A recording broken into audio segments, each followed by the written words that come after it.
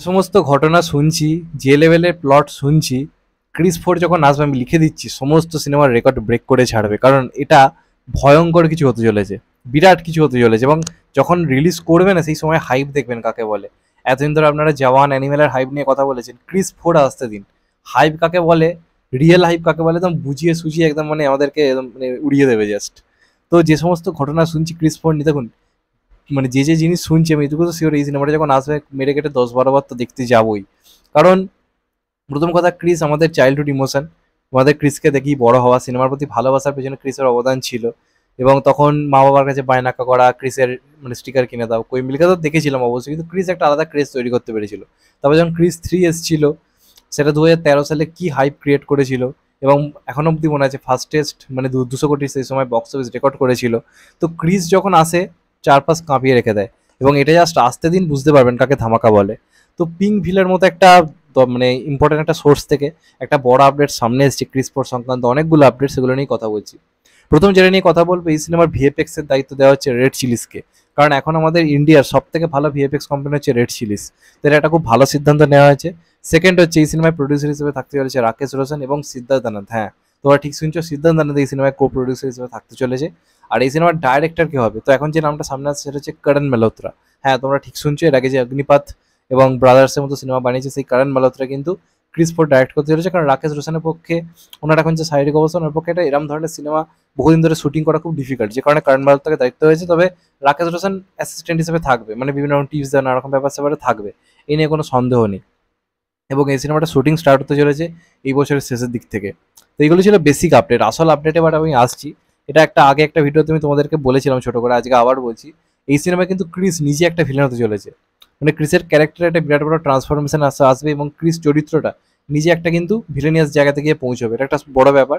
অর্থাৎ এই সিনেমা কিন্তু ক্রিসের মানে ঋত্বিকের 3টে পার্ট থাকতে চলেছে। একটা হচ্ছে ক্রিস, একটা হচ্ছে রোহিত মেহরা, এবং আরেকটা হচ্ছে ভিলেনিয়াস যে ক্রিসটা, সেটা মানে 3টে চরিত্র আমরা ঋত্বিককে পেতে চলেছি।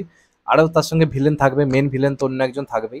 ঋত্বিক তো হবেই এই সিনেমা একটা মেন ভিলেন, তার সঙ্গে সঙ্গে আরও একটা মেন ভিলেন থাকবে, সেখানে একজন বড় অভিনেতার কথাই ভাবা হচ্ছে। সেখানে দেখা যাক শেষ পর্যন্ত কি হয়।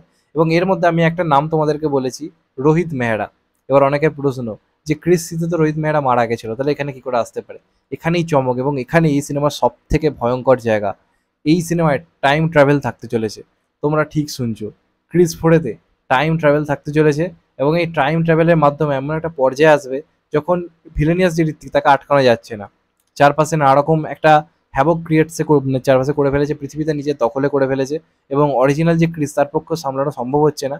তখন এই সিনেমার ক্ষেত্রে ওই যে ক্রিসটাকে সামলাবার জন্য গল্পটা পাস্টে নিয়ে যাওয়া হবে। এবং সেখান থেকে টাইম ট্রাভেলের মাধ্যমে বর্তমান টাইমে দুজনকে ফিরিয়ে আনা হবে। এক হচ্ছে আমাদের ইমোশন রোহিত মেহরা, সেই চরিত্রে আমরা ঋত্বিককে আবার ওই রকম টাইপের অভিনয় করতে, এবং ওখানে যে লুকটা ছিল কই মিল গিয়াতে, সেই লুকটাকেই ফিরিয়ে আনা হবে। সেইভাবেই ফিরিয়ে আনা হবে, কারণ টাইম ট্রাভেলের মাধ্যমে আনা হচ্ছে। এবং অপরদিকে জাদু, জাদুকেও টাইম ট্রাভেলের মধ্যে ফেরানো, মানে এমন একটা সিচুয়েশন থাকবে। এই ধরুন স্পাইডারম্যান যেটা এসেছিল, স্পাইডারম্যান যে মার্ভেলের যেটা এসেছিল, সেখানে যেমন ছিল কি যে আসল যে যা ওজি স্পাইডারম্যান, তাকে যেভাবে ফিরিয়ে আনা হয়েছিল টাইম ট্রাভেলের মাধ্যমে এটা ওটা করে, এই সিনেমাতে কিন্তু ওরকম একটা জায়গা থাকতে চলেছে। তাহলে বুঝতে পারছো সিনেমা হল কি অবস্থায় গিয়ে পৌঁছবে। একটা সিটও মানে টিকে থাকবে বলে তো মনে হচ্ছে না, সবাই ভাই উঠে লাফাবে সিটের ওপর। এই লেভেলের ব্যাপার, কারণ টাইম ট্রাভেলের মাধ্যমে এমন একটা সিচুয়েশন থাকবে যেখানে রোহিত মেহরা এবং জাদু, এবং সম্ভবত প্রীতি জিন্টারও এই সিনেমায় কিন্তু একটা ক্যামিও থাকতে পারে, এমনটা কিন্তু শোনা যাচ্ছে। তো এটা যদি হয় বিরাট ব্যাপার হবে। এবং জাদু এতদিন পর ফিরবে, রোহিত মেহরা নিজের সেই পুরনো আবতারে ফিরবে, প্লাস ক্রিস তো রয়েছে, আবার ক্রিসের ভিলেনিয়াস আবতার। তো মানে এতদিন ধরে যে দেরিটা হয়েছে 2013 থেকে 2024, তাহলে বুঝতে পারছো কেন, কারণ স্ক্রিপ্টে বিরাট পরিমাণে কাজ করা হয়েছে। এবং হলিউড ফলিউডে যে লেভেলে ভাবনা চিন্তা করা হয়, এটার পিছনে সেই লেভেলে ভাবনা চিন্তা করা হচ্ছে। এবং সিনেমার বাজেট মোটামুটি ধরা হয়েছে এখন অব্দি আনুমানিক 350 কোটি। 350 কোটি বাজেট এই কাজটা হতে চলেছে, পরবর্তীকালে বাড়তেও পারে। তো দেখা যাক শেষ পর্যন্ত কি হয়। আমি তো বেশ এক্সাইটেড হয়ে গেছি খবরটা শুনে।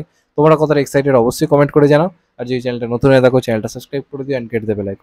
ভালো থেকো সবাই, টেক কেয়ার, নমস্কার, আবার দেখা হবে। এখন তো ভাই সবাই ভালো থেকো, সুস্থ থেকো, নমস্কার, টেক কেয়ার, আবার দেখা হবে। এখন তো ভাই টেক কেয়ার।